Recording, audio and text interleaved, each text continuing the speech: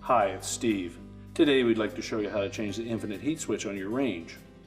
The infinite heat switch is used to control the surface burners by applying power to the element for specific amounts of time and therefore controlling the amount of heat that you get out of the burner. It's a reasonably easy job to change, so let me show you how we do it. Now before we begin this repair, we will need to disconnect power to the range, so either pull it forward enough that you can unplug it, or locate the electrical panel, turn off the appropriate breaker, or remove the appropriate fuses. Now once we've done that, to change this part we'll need to both remove the knob and the two screws that are beneath that, and we'll also need to take the back panel off. Now you can begin this repair either from the front or from the rear, it doesn't matter which you do first.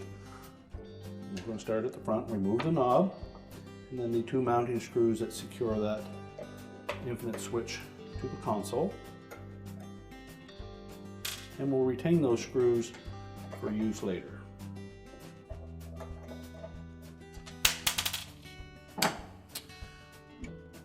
That'll free that control up, so we'll now go to the back and we'll remove that back panel. So next we'll remove 3 screws along the bottom of this upper back panel and one on the top.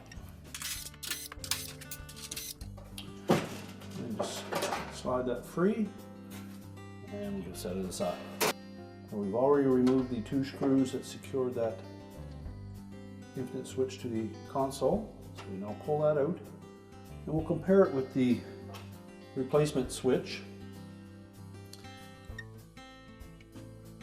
You'll note that there are a couple of extra terminals on this particular model, so we'll need to exchange wire for wire to the terminals that are marked on the back of the control. So I'm going to start with the one on the right hand side here. It is marked terminal 2. We'll just pull that off. Locate terminal 2 on this control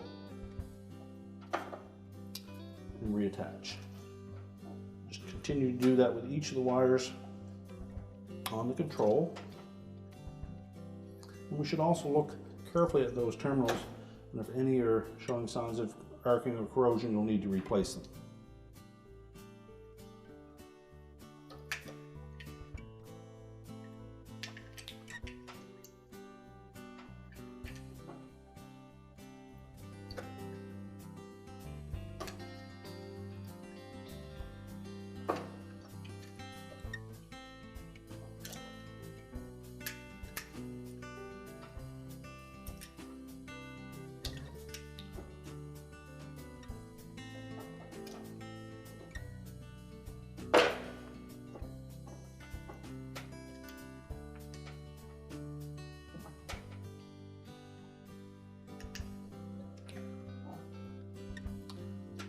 Now with all the wires reconnected, we then push the infinite switch back through the front panel and we'll reinstall the mounting screws. So now we need to secure that control to the front panel.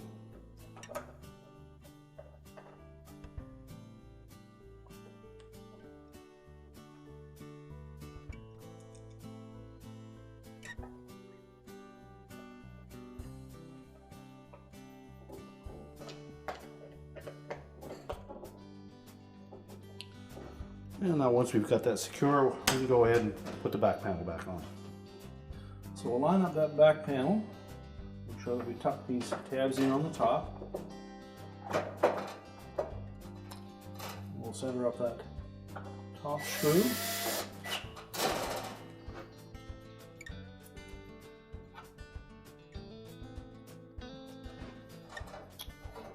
And reattach the rest.